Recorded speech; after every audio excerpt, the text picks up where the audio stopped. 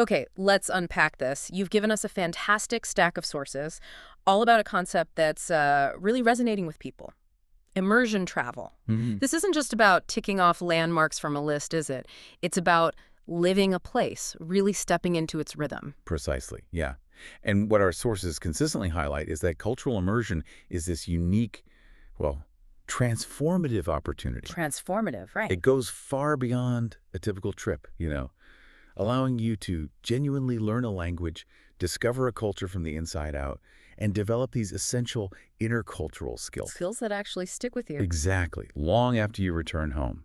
So today, our mission really is to explore what true cultural immersion means and why it offers such a profoundly enriching experience, drawing directly from the stuff you've shared. That's a powerful distinction. And okay, when we talk about diving deep, maybe the most compelling reason that one of the sources mention is the language part, the accelerated path it offers to mastering a foreign language. But beyond just like raw speed, what is it about being completely immersed that fundamentally changes how you learn compared to a classroom? That's a fantastic question because it's not merely about how fast you learn, it's the depth and the authenticity of that learning. Oh, okay. One of the blogs we looked at really reinforces that constant exposure to authentic language. Hearing natural phrases at the local cafe, Right. in daily conversations, maybe with a host family, or even just figuring out public transport. It helps you develop a more natural accent Right. and greater fluency, often in a shorter amount of time. You're not just studying grammar rules from a book, you're kind of breathing the language, Breathing it, yeah. picking up nuances, colloquialisms, almost subconsciously.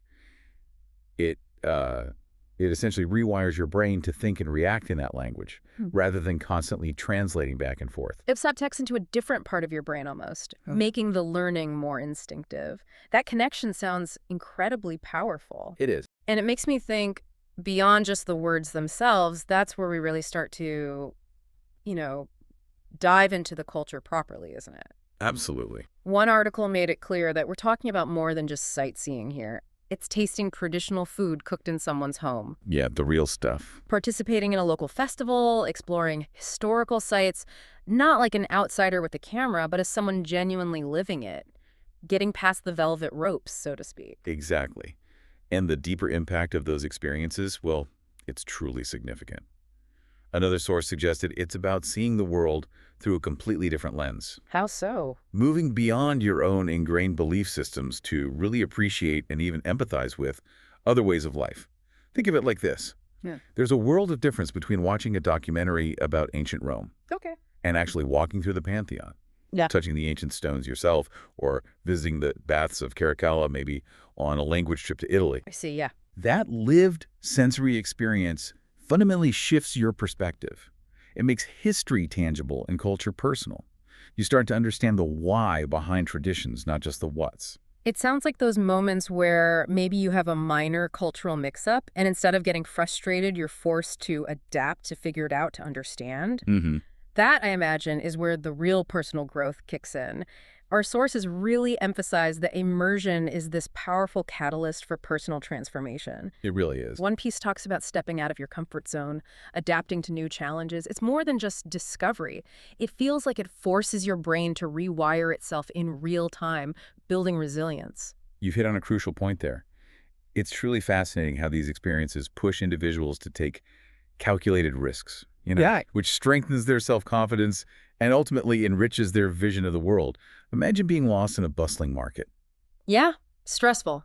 needing to negotiate in a language you barely speak, and you actually manage it. You find your way or make the purchase. That's not just an adventure story. That's building a new level of problem-solving intuition. And self-reliance. Self-reliance, you simply can't learn in a classroom.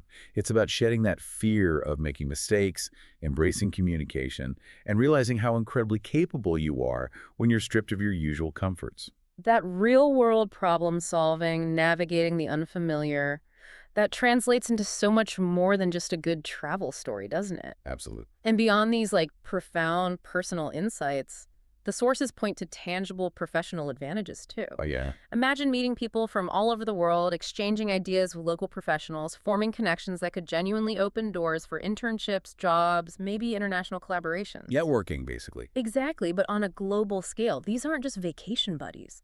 These connections can be career-shaping, expanding your professional network globally. Absolutely. Those connections are invaluable. And building on that, maybe the ultimate benefit, according to these forces, is the expansion of your entire worldview. Going big picture. Yeah. Yeah. Living in a foreign country, genuinely interacting with its inhabitants. It makes you realize just how vast, complex, and incredibly diverse the world is. This fosters a deep sense of tolerance, empathy, and open-mindedness skills that are increasingly vital in our interconnected world. Right? Couldn't agree more. It literally transforms how you perceive other cultures, other people, and even your own place within that global tapestry. Which brings us beautifully back to the language itself, actually. How so? Well, one source made a powerful point about how language and culture are just deeply inherently intertwined. You can't truly get one without the other. That makes sense. Think about Japanese omotenashi, for instance. There's no perfect English translation, is there? But it embodies this selfless hospitality anticipating needs. Right, that deep-seated cultural value. Or the really informal abbreviated language in Australia, mate, Arvo. It reflects a pretty relaxed, laid-back culture. Totally different vibe. Hugely different. Compared to, say, the deference shown through bowing in some East Asian cultures, the words themselves carry the cultural weight. They absolutely do. It's not just vocabulary. It's the context, the history, the collective experience embedded within those words. Like cultural DNA in the language. Kind of, yeah. Ireland, for example. So many slang words or phrases have evolved from Irish Gaelic versions, reflecting a distinct humor and character. Gas, they might say, for something funny or surprising. Right. These examples really show how deeply language acts as a window into a culture's soul. Gives you access to layers of understanding you just cannot get from a dictionary alone. So, with all these incredible benefits in mind, how does someone actually do this? How do you embark on such a journey properly? Well, that's the practical bit, isn't it? Yeah. One source, Emotion Planet, stresses that an immersive stay, whether it's with a family, in a village, part of a community project, it requires preparation. Okay. And respect genuine benevolence. It's about having the mindset to let go of your preconceived notions and just accept another reality rather than trying to impose your own onto it. That preparatory mindset is absolutely key. And it raises an important question. What kind of travel are we really talking about here? Good point. The sources consistently point towards a growing demand for sustainable, fair, ethical, and benevolent tourism. So not mass tourism. Definitely not. This isn't about luxury resorts or crowded tourist traps. It's about experiencing a country from the inside, prioritizing human encounters, preserving the quality of those exchanges, Yeah. often in small groups, as Emotion Planet advocated. Right. It's a conscious choice to move towards meaningful connection. And living with locals seems like a prime example of putting that philosophy into practice. For sure. Offers a total change of scenery, a much more sincere dimension to travel. You might share a simple, authentic meal, stay overnight in a traditional home, or even learn traditional crafts, like kite making in Mali or salsa dancing in Cuba, according to one blog we saw. Yeah. It's about actively participating in daily life, not just observing it from a bus window. These are the kinds of concrete, unforgettable experiences that truly define immersion. For instance, that Marco Vasco blog gave some incredible examples. Oh, yeah. Like what? Well, you could participate in the daily life of Mongolian nomads, helping tend livestock, maybe even assembling a yurt. Wow, a yurt. Those incredible portable homes central to their way of life. Or imagine meeting the semi-nomadic Maasai warriors in Kenya. Okay. Perhaps even sampling their traditional milk and blood mixture. Surprising, maybe, but a culturally significant part of their diet, tied to their pastoral heritage. Definitely different. And then there's the opportunity to stay in an Iban longhouse in Borneo.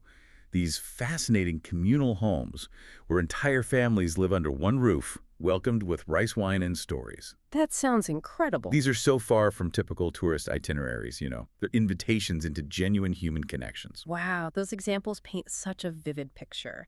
And it's not just individuals seeking these out. Some destinations are actually building immersion right into their tourism strategy. Really? Yeah, like the People to People program in the Bahamas, it actively encourages visitors to connect with locals through shared activities, ceremonies, creating genuine mutual understanding. That's smart. Apparently, it often leads to lasting friendships. It shows a more structured yet potentially equally authentic way to foster these connections. Exactly. And that Marco Vasco blog emphasized that this type of engagement, structured or organic, helps you discover places often untouched by mass tourism. Getting off the beaten track. Right.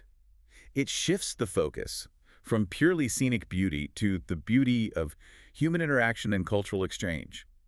Makes your experience truly unique and impactful.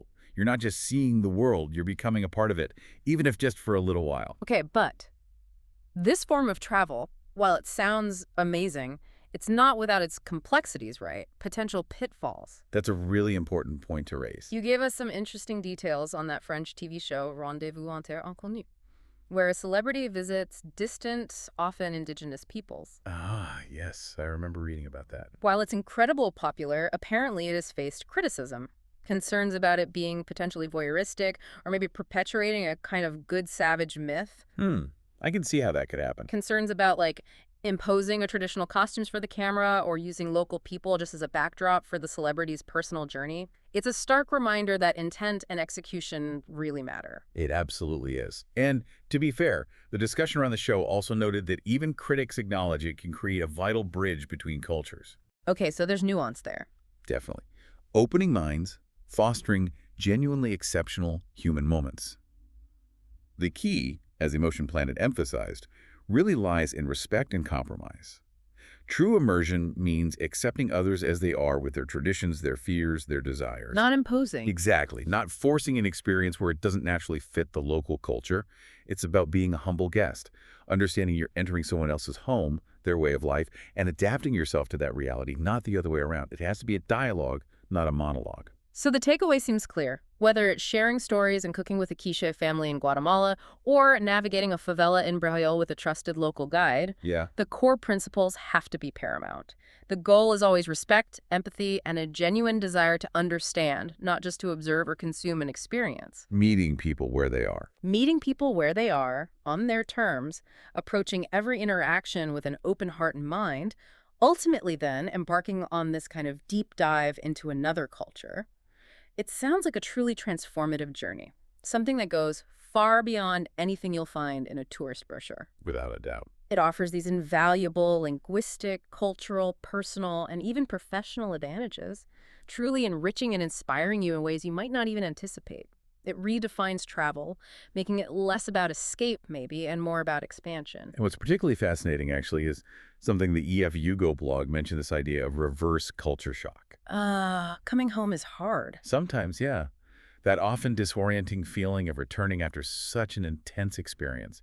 You come back brimming with new ideas, new interests, this profoundly expanded perspective. But it's hard to explain. Exactly. Sometimes you struggle to share them because your own familiar environment now feels, well, different. Or maybe friends and family just don't quite grasp the depth of what you've experienced. I can imagine that. Yet ultimately, this very process, this grappling with profound cultural immersion, can lead to even deeper, more meaningful connections in your own community. How so? As you learn to articulate and integrate what you've learned, you bring that newly expanded perspective back home, enriching your relationships there.